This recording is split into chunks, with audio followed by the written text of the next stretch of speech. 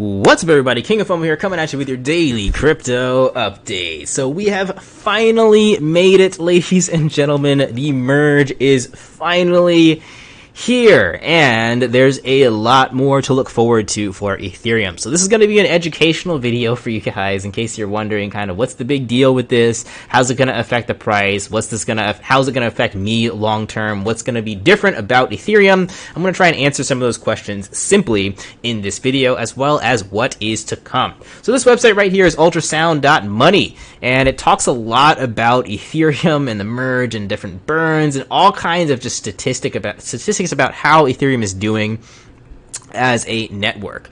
So as you can see right here, the supply changed about 17 seconds ago since we merged about an hour ago, is minus 181.69 ETH. So that is deflationary, and that's one of the big main points about Ethereum in terms of the price of this thing. People are speculating that the price of Ethereum can go up dramatically over the next 5 years, plus because it is no longer an inflationary supply, there are no longer miners getting tons and tons of Ethereum and then selling that Ethereum to compensate for their mining equipment and having this cycle happen over and over again that more or less suppresses the price of Ethereum. This is going to be very, very good for price action, I believe. And this is not something that's just going to happen overnight. It's not like miners were selling 1 million Ethereum every single day, but it is something that is definitely going to add up over time for sure. So that's one of the first main points and main takeaways, is that Ethereum is deflationary, or at the very least, it used to be very inflationary. Now it's at least pretty close to net zero, if not deflationary, depending on how many transactions are being used and the gas fees. That's another thing we can talk about right here is if you are a validator. So before, the miners were the guys that were getting the most of Ethereum on a daily basis issued to them. That is how coins were created and distributed. Nowadays, we have validators. So almost anyone can be a validator. You just need 32 Ethereum, which is a pretty hefty amount. But if you do have that 32 Ethereum, it's very, very easy to run a validator. And those gas fees, those massive gas fees, are now no longer just distributed out into the miners, but it's distributed out to people who are validating. That means validating can be very, very profitable if you're proposing blocks. So as you can see right here, this is the reward. I think, let's see, one of these is the reward right here.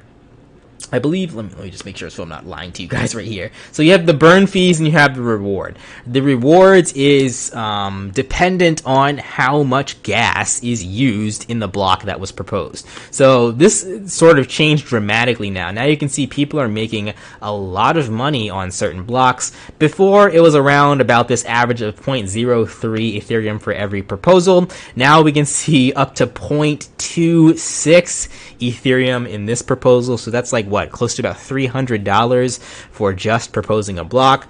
It makes validating and running your own node very, very profitable, more so than it was before. So that's a pretty big deal too.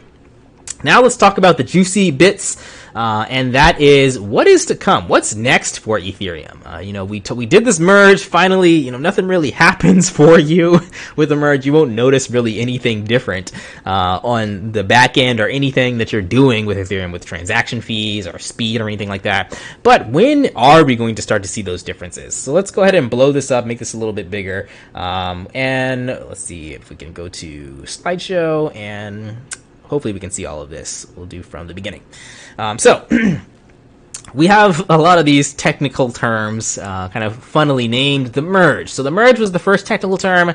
This was to turn Ethereum from proof of work, where you had your miners running your crypto machines and using a lot of electricity, to completely shutting them all down and having validators doing all of the work for Ethereum. So it's from proof of stake, or proof of work, to proof of stake. So that's a pretty big deal in terms of people saying that cryptocurrency is a giant waste of energy. Well, that's no longer the case for Ethereum. It doesn't really waste any energy with validators. So the merge is complete for that.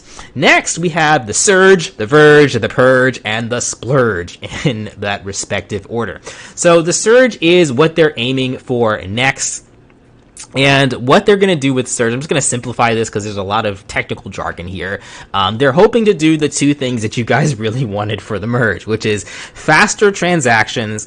And Vitalik said, you can look at this video. I'll try and post a video in Patreon if you guys are interested. So faster transactions from 15 transactions per second to 10,000 transactions per second. That is way faster than it is right now, and people will be very, very pleased to be able to have their transactions confirmed almost immediately when they send them out. And when we have times of high volume, I think the volume will be increased a lot. And you really talked about scalability. So just like with Visa and MasterCard, they can handle tons of transactions, and the entire planet can use that system without it being slowed down. When you get to 10,000 transactions per second, you're going to have a lot more people to be able to use Ethereum without slowing it down, which is going to make it attractive to all kinds of people, retailers and just investors and people that just want to use Ethereum in general. So that is what's coming next, the Surge, along with a lot of other things in there too that I'm not going to talk about because it does get a little bit technical. Then you have the Verge after the Surge. So the Verge is going to have validation take up less space. So if you do want to run a validator, you do need a 32 Ethereum, and then you do need your own special machine that has tons and tons of space on it. They're going to reduce that amount of space to make it easier for people to run validators, which makes the network more secure. And in turn, this is also going to be lowering the gas fees. So this is the other thing that people are looking forward to, which is nice. I mean, we can look forward to those two things next. People wanted it for the merge, but you're getting it next for the Surge and the Verge. Lower gas fees and faster transactions. Now, in addition to that, it's not just going to be Ethereum that's going to be doing this.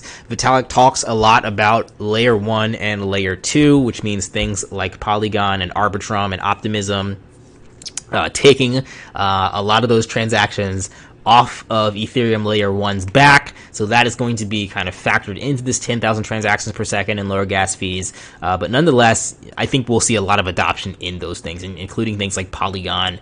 And he talks about like zero knowledge stuff. But again, we're not going to get too technical here. I don't want to lose you guys. And then next up, we have the Purge, which is even further ahead in history. And again, from here on out, it's really going to just be just really honing and making better the system as a whole. So your nodes, if you're running a validator node, you're going to have faster syncing. So right now, it could take somewhere up to like 2 days to sync a node and actually get it to running. This will be way faster with the Purge. There's going to be no history, which is kind of interesting. We'll talk about that in the next slide too. Right now, you can go and look at every single transaction every single wallet ever did on Ethereum. What they're working towards for Ethereum is layer 2 history access, which means they're going to get rid of that history. So you're not going to be able to look back into the past 200 years from Ethereum on Etherscan anymore. So they're going to delete that history access just to make things faster and more scalable. They don't want a 200 petabyte system bogging down the entire network when they can get rid of that history and just make a lot of other things better for the user interface and user experience. That history is not going to go away forever, though. I'm assuming, and a lot of other people are assuming, that layer 2s will again carry this weight off of Ethereum layer 1's back. So you'll have other projects saving that history so you can look it up in the future.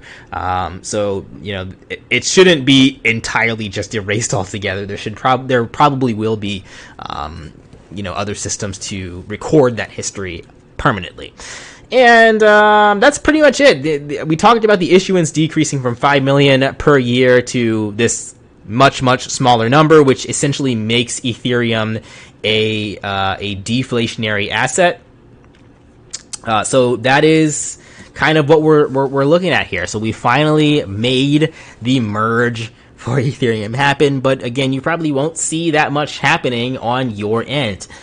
This is kind of going to be a slow climb as people start to really conceptualize and understand all the stuff that I just talked about to you guys. The fact that they pulled this off and turned Ethereum from proof of work to proof of stake, and the fact that they have all of that other stuff on the pipeline, on the roadmap for Ethereum, shows you that they probably can pull off that other stuff too, those faster transactions, the cheaper gas fees, and just the upgrades overall, which is going to really solidify Ethereum to be the #1 cryptocurrency, in my opinion.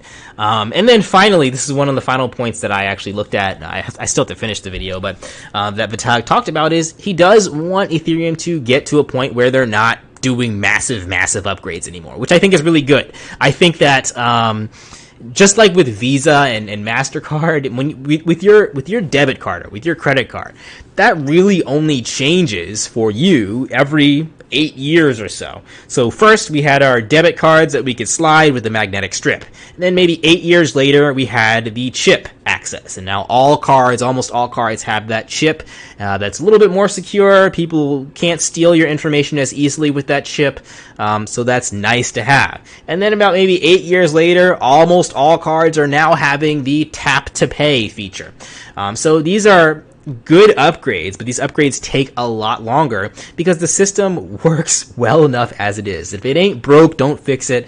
You're not seeing Visa and MasterCard and American Express, changing the shape of the card and making it a block and doing all kinds of different massive changes that people have to get used to.